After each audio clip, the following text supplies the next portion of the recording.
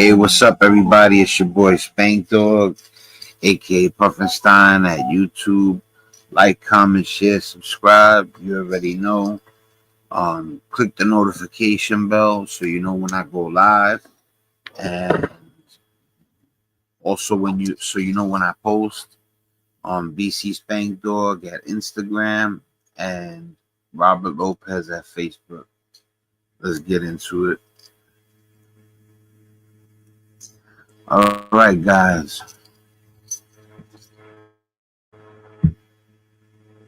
All right, so first, about the video that I just did previously about the phone chargers. I actually took the Q-tip, right?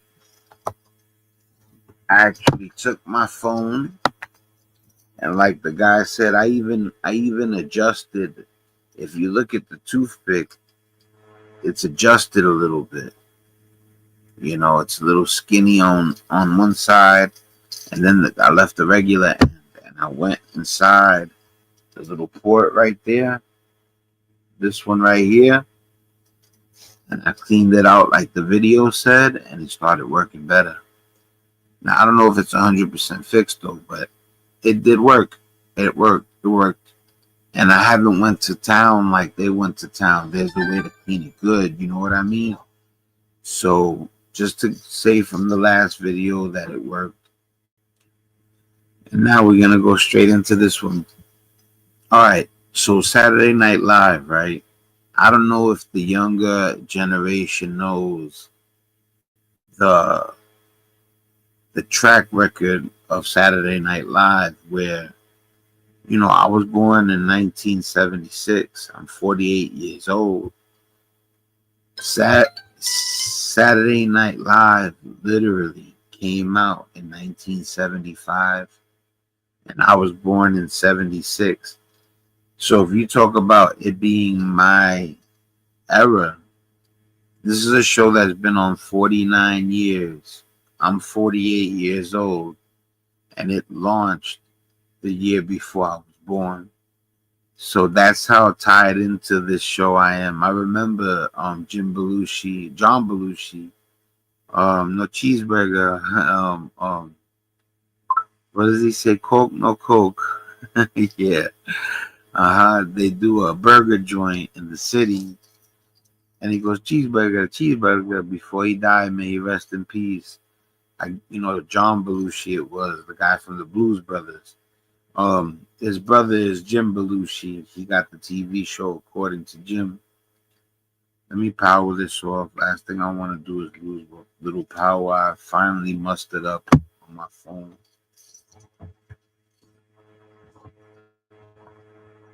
All right, so Saturday Night Live and me got like ultra ties. Eddie Murphy, Dan Aykroyd.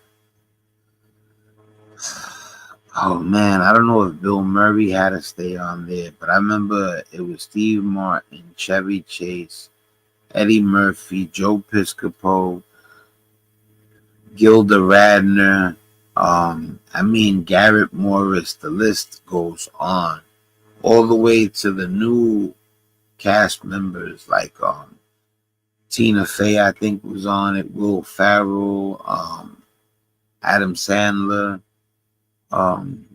So we're gonna see right now the 10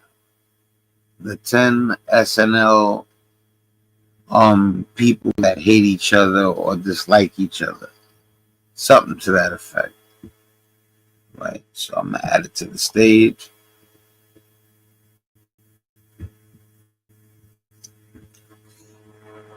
And we're about to turn it up.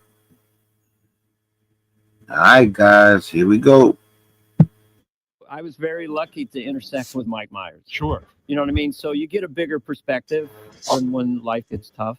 Welcome to Watch Mojo. And today we're counting down our picks for the Saturday Night Live staff member. That's Jimmy Fallon, I believe, that does that's like the 2010, the 2000 new wave, two wild and crazy guys. Steve Martin and Dan Aykroyd used to do the two wild and crazy guys, and it seems like they're like a new wave version. You know what I mean?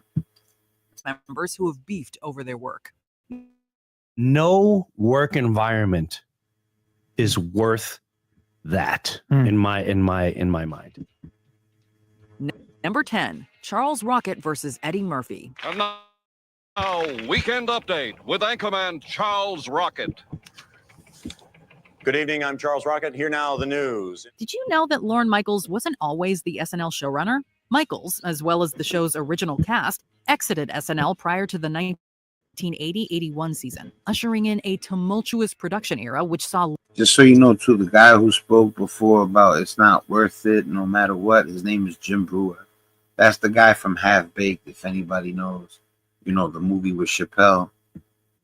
Low morale and high turnover. Charles Rocket, hired for this season, had been groomed by new executive producer Gene Dumanian to be the show's new breakout star. In Las Vegas, where none of the hotels and casinos conform to present city fire codes and where ladders only reach the 9th floor, many of the taller hotels, in an effort to reassure their guests, have incorporated the special linen fire escape devices pictured here. After an embarrassing gaffe that saw Rocket use the F word live on air, the show turned its focus to the newly hired Eddie Murphy, who went on to become a massive superstar and is sometimes credited with having saved the show. Yeah. Eddie Murphy might be not just the greatest comic in history. You know, when you got a title like that, there's going to be people that come along and say that's debatable or even you're wrong. Eddie Murphy might be the funniest man ever. And the only person I really could think of that competes with him is Chappelle. But keep in mind, I wasn't alive for the Richard Pryor era like that, where I was in, even like Michael Jordan, you know, I didn't like basketball till later. So my actual first favorite player was Patrick Ewing, because I lived in New York, you know what I'm saying? But Eddie Murphy on Saturday Night Live, when he used to do Mr. Robinson's Neighborhood, for anybody out there that don't know, there's actually a best of Saturday Night Live, Eddie Murphy. That's something you would want to see too. That's good, like Raw and like Delirious. Those are his best 3 movies / DVDs ever. You know, Raw, Delirious, and the best of Eddie Murphy, Saturday Night Live. I could watch all of them over and over again. Rocket, bitter at being passed up, is alleged to have openly hated Murphy. If this does not work, call on one of the guardian angels and we shall come and kick him in the groin. That's 15 times. Number 9, Julia Sweeney versus male cast and writers. No one can deny that the SNL seasons starring Adam Sandler, Chris Rock, and David Spade are some of the most iconic and memorable. But for Sweeney, being one of the only women during the Bad Boys of SNL era didn't work out well. She did find success with her androgynous character, Pat. What a wonderful surprise! But other than that, Sweeney was relegated to few line parts and background characters. After her 4th season, she left the show to pursue other projects, including the feature film It's Pat. Yeah, why would you only have one lady on the show, you know, and 13 or 14 other men? You know, even just maybe a second, you know, if you believe men are funnier than women, you know, then, you know, if that's the case, then, you know, just only add one more woman, but at least add like 1 or 2 more ladies. So, you know, she got people to relate to, you know what I mean? To board that bus, knowing that I was on the road to fame and fortune. She's since gone on to have a lengthy movie and TV career, with several successful one-woman shows. That'll show him, Julia. Number 8, Will Ferrell versus Chris Kattan. Will Ferrell and Chris Kattan were beloved during their times on SNL, with characters like the Roxbury guys still making us laugh hysterically. I thought that was Jimmy Fallon. I didn't even know his name was Chris Kattan. I mean, one thing is I know who he is for sure, but I thought, he looks a little bit like Jimmy Fallon at quick glance, and I didn't know there was a guy on SNL that, you know, had the name Chris Kattan. So Like when I used to see him, since he looks a little bit like Jimmy Fallon, and Jimmy Fallon has made appearances, or I don't know if he was an actual cast member, but you know, that's part of the reason why I got confused. I didn't know that Will Ferrell and him didn't get along, it seems. However, things allegedly got frosty during production for the A Night at the Roxbury movie. What? Catan, in his memoir, claims he was pressured by SNL creator Lorne Michaels to pursue a romantic relationship with a prominent potential director for the movie. Catan reportedly went along with it and maintained that Farrell then disapprovingly gave him the silent treatment before ending the friendship. No! Stop talking to me! Fine, my pleasure. Good. Fine. Nice. We hope they can mend fences and bring the Roxbury guys back at least one more time. Hey, buddy. What was the Reportedly issue? went along with it. Things allegedly got frosty during production for the A Night at the Yo, Roxbury. Nanya. What? Catan, in his memoir, claims he was pressured by Yo, brother man, what's up? I just seen the comment. My dude, how you doing? God bless, brother. I hope everything's all right on your side. Just watching a little bit of some Saturday Night Live beef.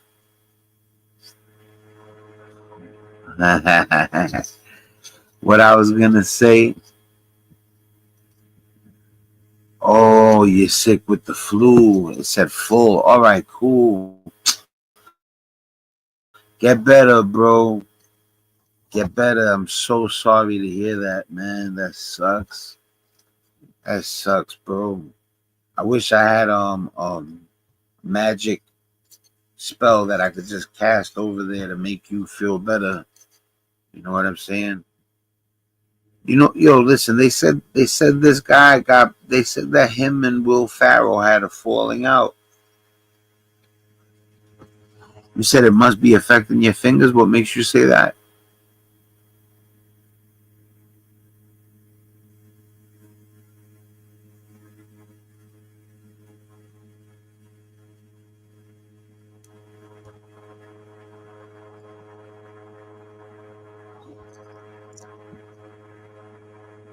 Oh, all right. Doy.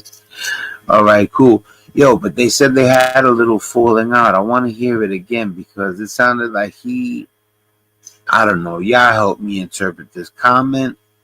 Leave your comments if you get the gist of why they said Will Ferrell started giving him the cold shoulder. loved during their times on SNL, with characters like the Roxbury guys still making us laugh hysterically. However, things allegedly got frosty during production for the A Night at the Roxbury movie. What? Catan, in his memoir, claims he was pressured by SNL creator Lorne Michaels to pursue a romantic relationship with a prominent potential director for the movie. See, what did we just hear right there? That's it's like they try to slip it in real quick. What? Catan, in his memoir, claims he was pressured by SNL creator Lorne He was pressured by SNL creator Michaels to pursue a romantic Lauren Michaels to pursue a relationship relationship with a prominent potential director for the with a prominent movie. director. Catan for the reportedly movie?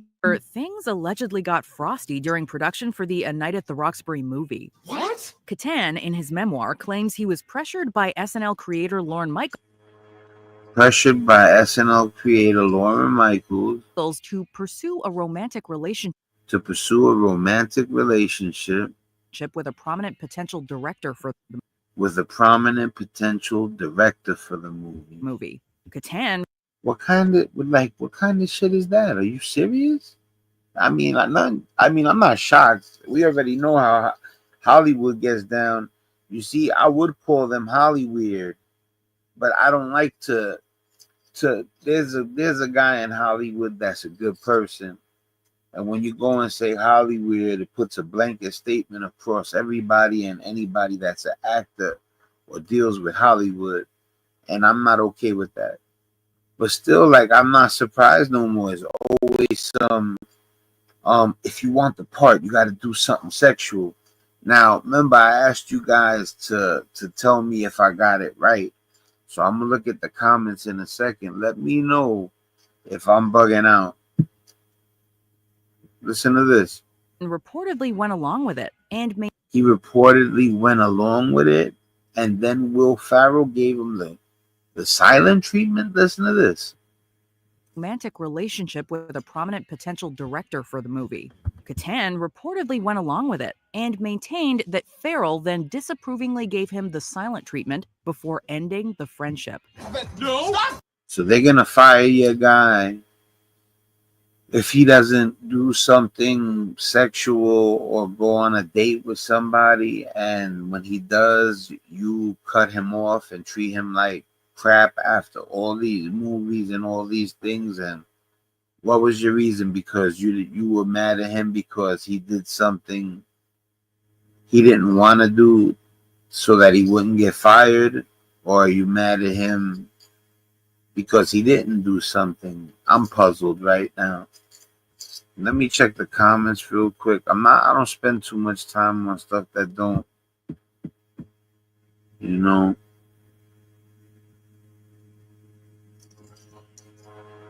And he did, right? Okay, yeah. And Will Ferrell. All right, this is what I thought. I thought that, you know, but they're very vague too, though, Nanya. You know, it's not like they let you know if it involves something sexual or nothing like that. Anyway, I don't want to speculate too much. It is what it is. On to the next one. But still, why it always got to be some, if you want the part, you got to date this person. At the very least, date or kiss or whatever, man. Just how about he just gets the part because of his talent? Not oh, you could get the part. Do me a favor, date the executive producer. She just got divorced. I don't know. Talking to me. Fine, my pleasure. Good. Fine. Nice. We hope they can mend fences and bring the Roxbury guys back at least one more time. Hey, for this wedding. What are you doing?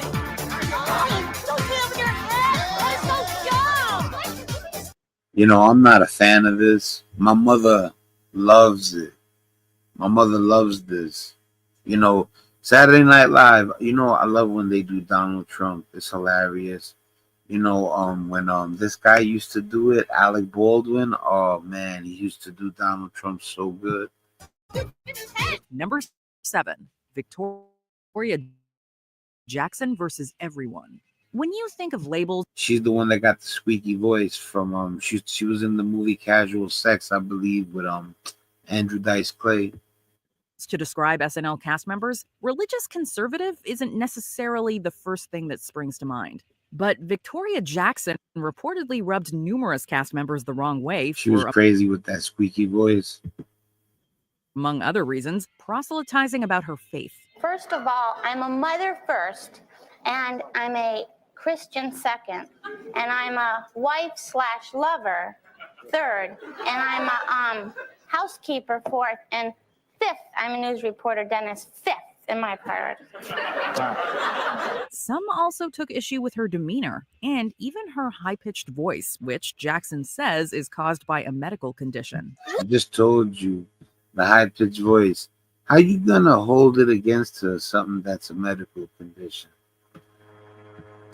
What? I can understand if they said she was rude and nasty, but you can't be mad at her because she was born with a voice that's a medical condition. Woody's related to Woody Allen. In a confrontation with cast member Al Franken, Jackson reportedly suggested it was her mission to save the other cast members from hell.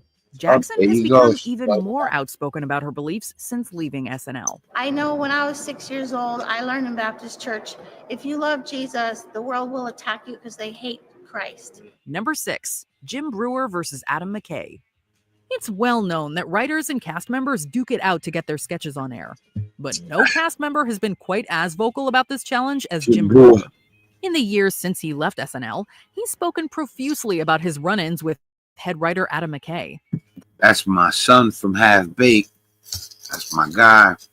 That name might sound familiar. He co-wrote famous comedies like Anchorman and directed Oscar-nominated films like Don't Look Up. Back in their SNL days, McKay and Brewer frequently butted heads about sketches. I think I may be, and I want to challenge all SNL cast and writers. I may be the last one that threatened violence. In fact, producer Lorne Michaels asked Jim to play nice with McKay. When he said he wouldn't, Brewer was promptly let go from the show after only 3 seasons. I went to my refs and went, I don't want to be on that show anymore if he's the main person. Number 5. Yo, listen, man. In Half Baked, he's one of my favorite characters. I mean, you gotta love them all in Half Baked. But when he goes, "Who's coming with me, man?" He goes, "Who's coming with me?" It's from a movie or something. And nobody's going with him. And then out of nowhere, the girl, Jan, she says, "I'll go with you." And he goes, "Yes, Jan, man."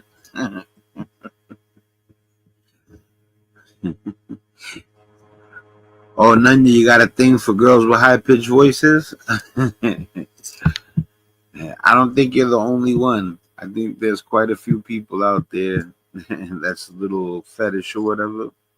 Tracy Morgan versus Chris Kattan and Sherry O'Terry. All right, look at this.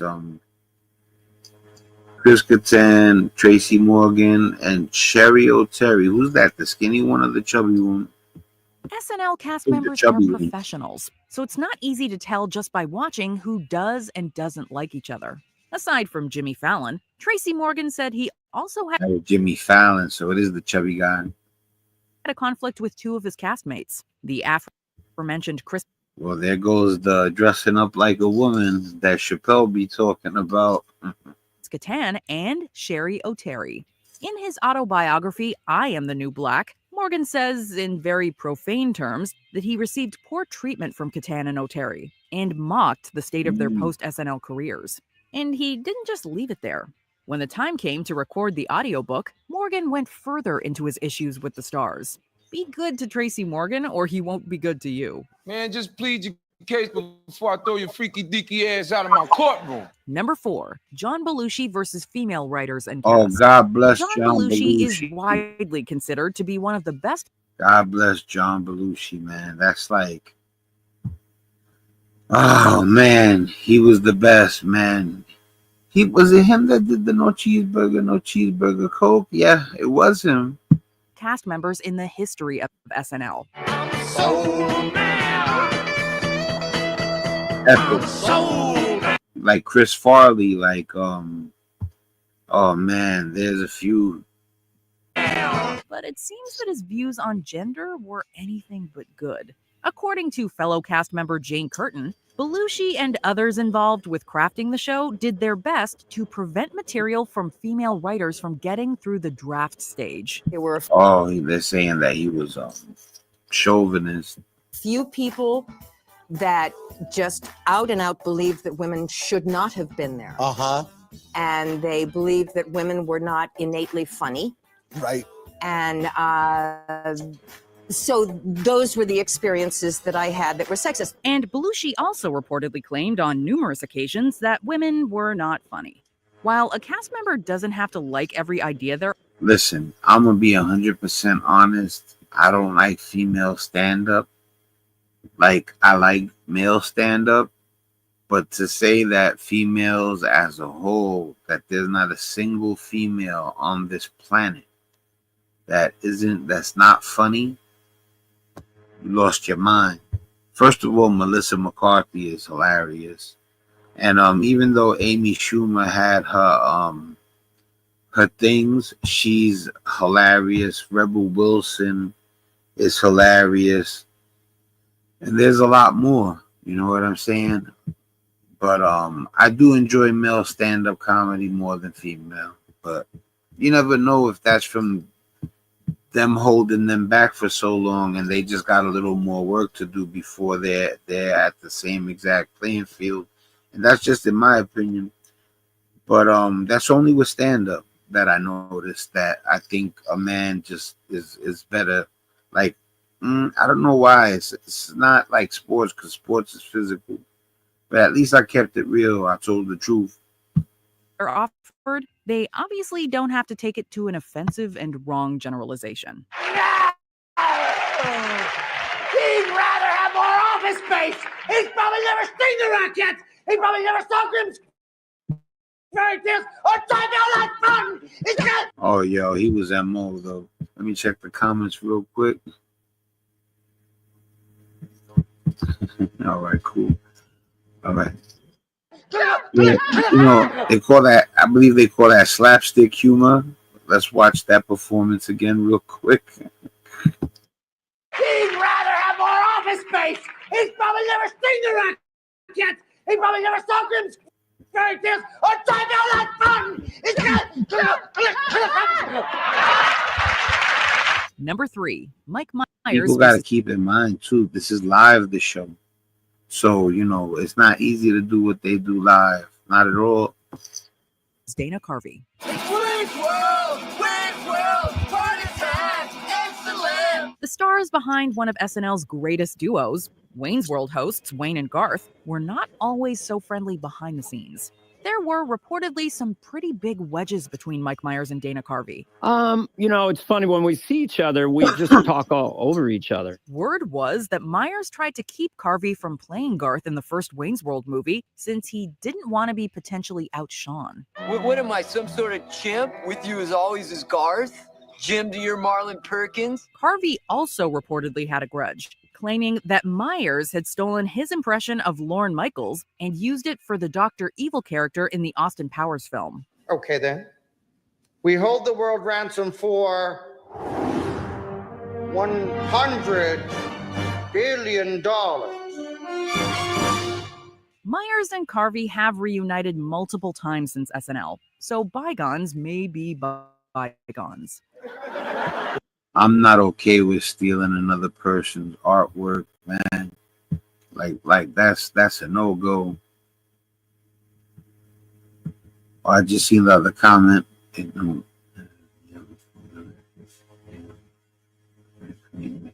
Yeah, that I find to be a fair statement, Nunya. Don't matter male or female. If you're funny, you're funny. Yep, that's it.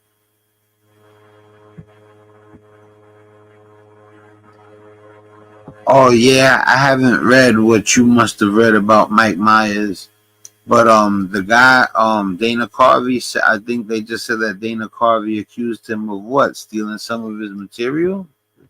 Is that what I just heard? Let's go back a little. Jim to your Marlon Perkins? Carvey also reportedly had a grudge, claiming that Myers had stolen his impression of Lorne Michaels. There you go. Not my words. Their words. Now we can skip back. Ain't nothing left to talk about right there. I'm not with the stealing other people's art. I remember when I was watching Beef Part 1 or 2, and Cypress Hills, one of the greatest rap groups ever, they said that Ice Cube had took one of their parts and they were about to get into beef in it, but they squashed it. So they said that they got together to do music again and that he did it again. And they said one of the things that he tried to jack was throw your set in the air. And he said he switched it up a little, but it was still the same thing. You know, throw your set in the air and throw your whatever in the air. But then they got into real beef over it. You know, I ain't going to get into the violence part because there was violence that took place over that. But you're not supposed to steal somebody else's art, bro. You know, especially in a time where you could get AI to write a rhyme for you.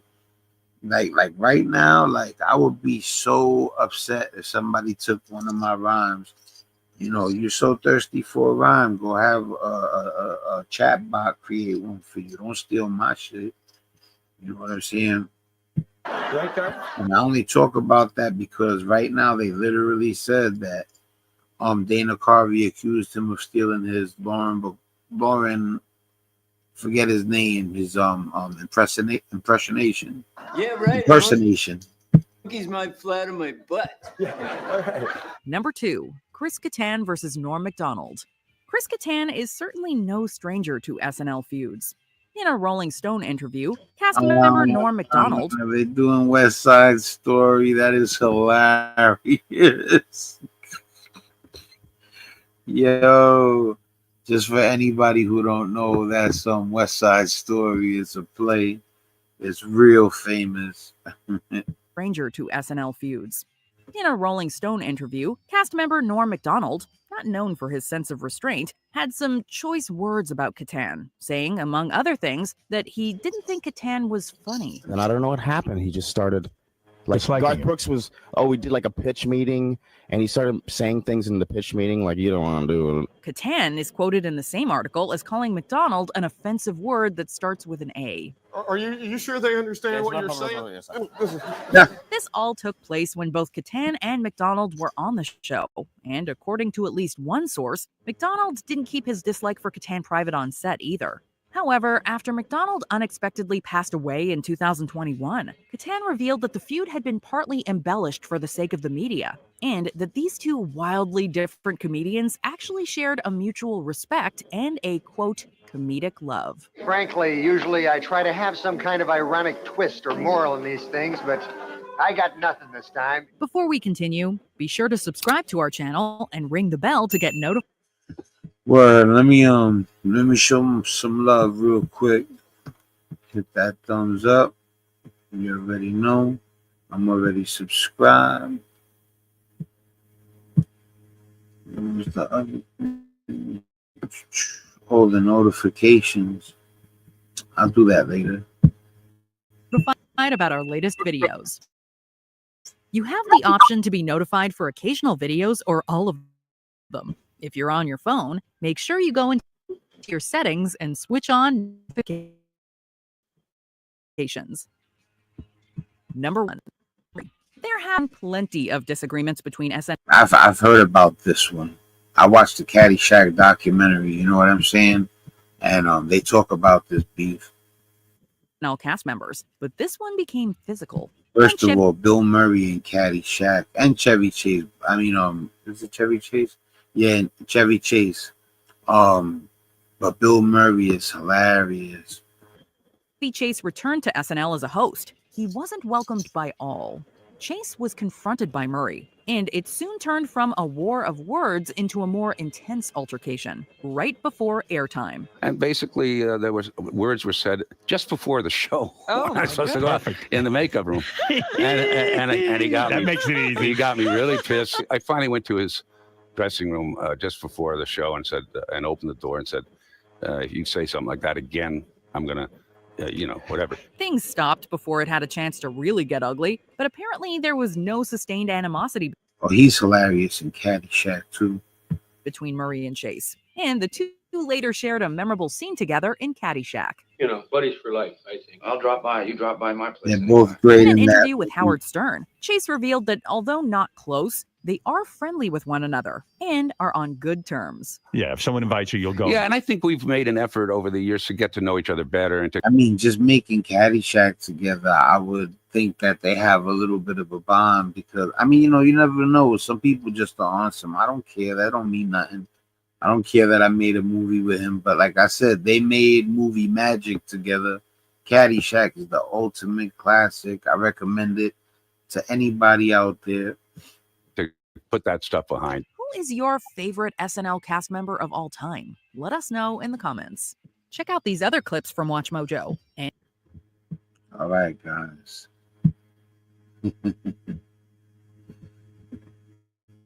All right, I'm gonna go into the Trump thing real quick. I wanted to see what this guy had to say. This one I didn't see yet. Chevy Chase is also known for being a jerk. Yeah, listen, you know what it is too? My mom's, she reads like the entertainment magazines, but before the internet, the only way you would get the lowdown on guys like Steve Martin, Chevy Chase, Dan Aykroyd, guys like that was if you read the magazines, you know what I mean? So, but yeah, I don't sleep on you. Listen, man, a lot of people that make money, especially from movies and stuff like that, they could be crabs. You know what I'm saying? Let's check out my man with the cowboy hat. I want to see what he had to say.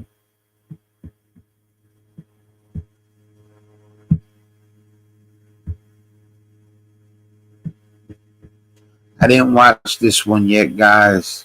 So I just got my fingers crossed that this is a good one. Trump seems to never let you down.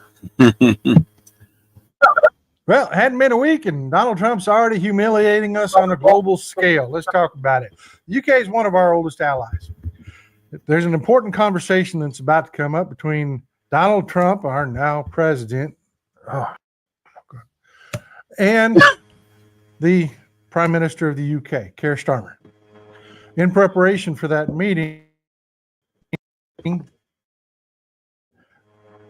The Independent went out and did some journalism. You know, some places went out and did some journalism. And what they decided to do was go talk to previous prime ministers' staff and find out how these conversations went and how what was it like.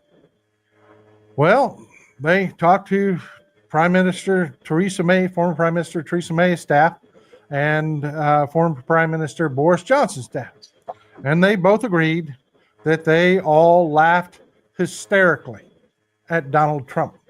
And that's what you can expect from the upcoming phone call between Keir Starmer and Donald Trump. Listen, man, I'm not hating on him. I'm not bashing him. He's laughable. That's it. There's certain people out there that aren't even aware of how silly they sound. I'm not saying he don't know nothing about business or nothing like that. You know, that's a whole different thing. But as far as like when he says certain things, and the other day he made a mistake when he was talking about when he threatened. Well, anyway, they took the tweet down, so I don't really want to talk about it too much. But he used tariffs in the wrong way. So, like I said, you know, he don't let you down. So let's hear what the guy got to say. Let me explain what I mean by that. Whenever one of these calls take place, in order to keep everything on the right track, they will have a set agenda. The staffs will get together ahead of time, and they will set an agenda for the phone call. Then those staffs will be in the room next to the president and the prime minister, and they will listen to the phone call. That way, if the prime minister or the president needs additional information or anything like that, they're there to help. They're there to support their leader. Well, apparently in the UK, the staffs were just rolling on the ground laughing their ass off at how hysterically stupid Donald Trump is. And that's what they're expecting out of this next phone call.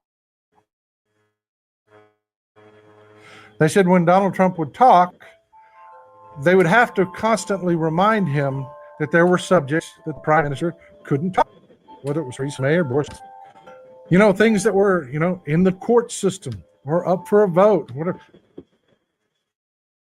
But Donald Trump focused. He couldn't stay focused on the agenda.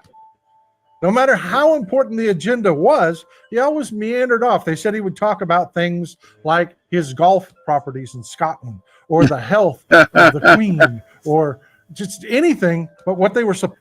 That's hilarious because I definitely can imagine him doing exactly what the guy just said. Let's rewind that. Or the health of the Queen or just anything like how important the agenda was. He always meandered off. They said he would talk about things like his golf properties in Scotland or the health of the Queen or just anything but what they were supposed to be talking about. He could not stay focused on the agenda and do his job. He just couldn't do it. And they thought it was hysterically funny. That's what the world is looking at, folks. No one's forgotten this. Everybody remembers what Donald Trump is.